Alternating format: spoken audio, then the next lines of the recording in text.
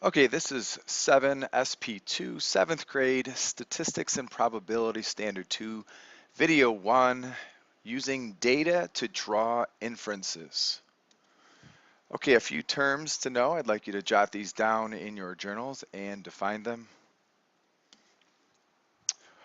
All right, in this standard, what we're going to be doing is we're going to take those thoughts of the population and a random sampling that we had in a previous lesson, and we're going to apply this with some numbers, some computation. We're going to be using our estimation skills in determining some answers to some real-world problems. I'd like you to pause the video and read through this problem, kind of get a feel for what it's saying. Okay, it says that Jim has stocked his pond with some fish. He put 120 fish into this pond. There are two different types, and what we need to do is kind of estimate about how many of each type of fish Jim had put in there. He had forgotten. So we're going to estimate this using some skills, maybe some fraction work, um, kind of reading a graph to see if there are any patterns that we might see, any occurrences that happen within these numbers that can lead us to some type of answer to this. Okay, there's actually a couple of different ways that you can solve this. I'm going to solve it as an entirety first, and then I'm going to kind of break it down individually to see if we can get similar answers. So when I talk about entirely, I'm going to look at the graph table as a whole. All right, well, what do we know? He has taken five samples, and in each of these samples in the net, he has a bunch of fish. And in sample 1, he has grabbed 8 total fish. Sample 2, he has 9 fish. Then he had 10 fish in his net, 6, and then 3. So if we were to add up all of the different samples and the total amount of fish that he has randomly taken out of this pond. So he took one net full of fish, he looked at them, and then he put them back in. So every time he took a sample, he replaced it so that it would always be out of 120 fish. Well, if I were to add up all of the fish that were in these 5 samples, we would have what? 5 plus 6 is 11, plus 7 is 18, and 4 is 22. And 2 is 24. 3 would be 27, 30, 33, 35, and then one more would be 36. We have a total of 36 fish that were taken out in 5 different samples. Now let's just concentrate on one type of fish. Let's look at the bluegill first. Let's add up the total amount in the 5 samples, 11, 18, 22, 24. It looks like there were 24 out of 36 bluegills. Again, we're doing a little bit more than estimating, actually. We're finding the exact amounts in these samples, but we can use that also since the data is right in front of us. Taking 24 over 36 and reducing it, we find a number that goes into both evenly. We can even adjust the fractions since we're estimating. If the fractions aren't, we can't simplify them, we can make a little alteration to either the numerator or the denominator to find fractions that are similar so that we can reduce. However, this one happens to be reducible. So 12 goes into 24 2 times, and 12 goes into 36 3 times. So the bluegill in the 5 samples represent 2/3 of the fish that landed in the net. Let's see if that kind of plays out in a similar fashion for the largemouth bass. All right, so here's what we know. We know that we have the bass. 36 fish were taken. And then we had what? 3, 6, 9, 11, 12 out of the 36. That is also a fraction that can be reduced. I didn't have to make any adjustments to my numerator and denominator. So let's reduce. 12 goes into 12 one time, and 12 goes into 36 3 times. So we have 1/3 of the fish being the bass, the largemouth bass. So do these fractions kind of add up? Well, 2/3 and 1/3 is 3/3, which is a whole. All right, now the actual question says, based on that information, how many of each type of fish would you predict are in the pond?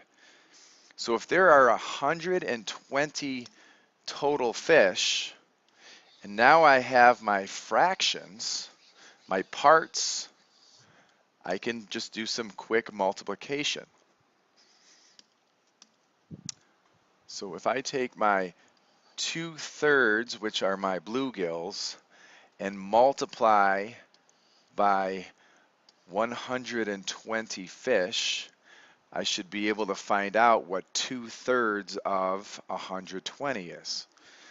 Now you can do your cross canceling here, or you could multiply straight across and reduce. Why don't we just do the straight across here? So 2 times 12 is 24 with a 0, and 3 times 1 is 3. That's an improper fraction. 3 goes into 240. Well, 3 goes into 24 8 times with a 0. So we have bluegill. The bluegills are 80, an estimated 80 of the fish. Well, what would be left over if I have an 80 amount for bluegill? That would leave 40 of the bass. And if you were to multiply 1/3 of 120, so you would switch this out and put 1/3 times 120, you would have ended up with a 40 over here. So did we answer the question? Based on the data Jim collected, how many of each type of fish would you predict are in the pond? We did some, actually we used some precise mathematics here based on the data. The next part, I'm going to go in a smaller scale. I'm going to try this one more time in a different fashion. So let me clear all this off. All right, let's take this in little pieces. Let's take this sample by sample. If I'm looking at the net in sample 1, I have, let's just look at the bluegill right now. We have 5 out of 8 fish being the bluegill, because we have 8 total fish. 5 plus 3 is 8, and 5 of them being bluegill. We had 5 out of 8. In sample 2, we have 6 out of 9. 6 plus 3 is 9, and 6 of them. In the third sample, we have 7 out of 10. The fourth is 4 out of 6. And the last sample was 2 out of 3. Now, if we're estimating, we can look at these fractions and see how many of them are close to each other, how many of them are similar. And I'm looking at the reduced fraction on the far right here of 2/3. Well, that kind of rings a bell from the last attempt that we made. 4/6 can actually be reduced to 2/3. And that's similar. I'm going to jump over here to 6/9. And that reduces to 2/3. I think we can make our estimation right now. I'm going to keep going though. 5 out of 8 is just over a half because 4 out of 8 fish would have been 50%. So we know that this is more than a half, so it's pretty close to 2/3. I can estimate that. 7 out of 10 is pretty close to 6 out of 9 if I were to make a little adjustment. I'm confident right now that with all of these fractions being very close to 2/3, I'm going to estimate the bluegill at the 2/3, which ended up being, as we know, 80 fish.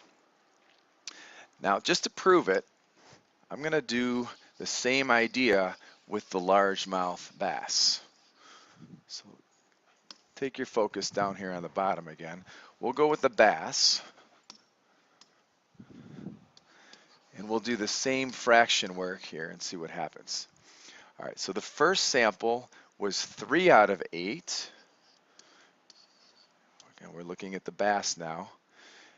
Then we have, what, 3 out of 9, 3 out of 10, 2 out of 6, and then 1 out of 3. All right, far right, we have 1/3. The next one can reduce to 1/3. 3/9 also reduces to 1/3. 3/8 is very close to 3/9, so that we can estimate to 1/3. And then 3/10 is very close to 3/9, which is also estimated to 1/3. So we have just made our final judgment that the largemouth bass contained in the samples are approximately 1/3 of the fish, which would be 40 of them. Okay. I have a second example here, a real world example. I'd like you to pause the video and read through this a couple times. Okay, we're back. It says we have a random sample of 50 students that were surveyed about who they would vote for in the school election. 20 of these surveyed students said that they would vote for candidate A. Now estimate how many students would vote for candidate A if there are 200 students. Okay, there's a couple different ways that we can solve this one also. The first thing that jumps into my mind is a proportion.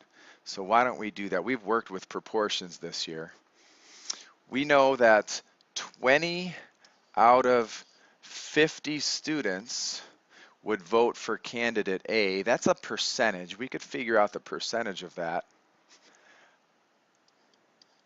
by setting it equal to, how about 100 to start? Since we're doing a percentage, let's base it all out of 100. And we know that whatever our answer is out of 100, we can double that answer because we're looking out of 200 students.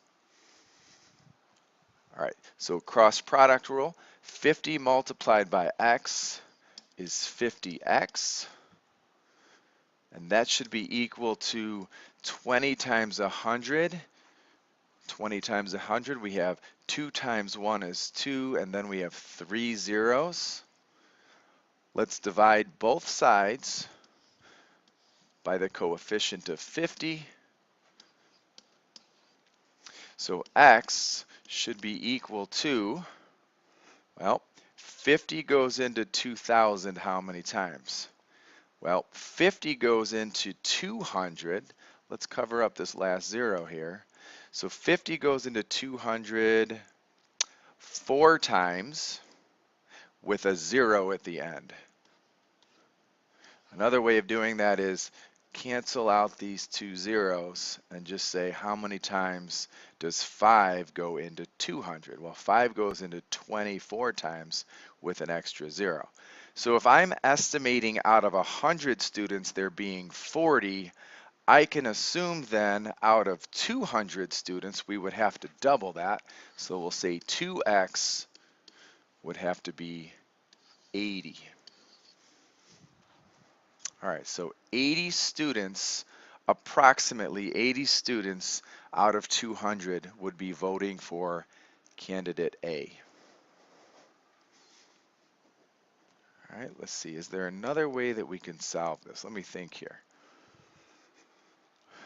I have 50 students that were surveyed. So we have 200 total students, and this kind of reminds me of the last lesson in which we have a large population.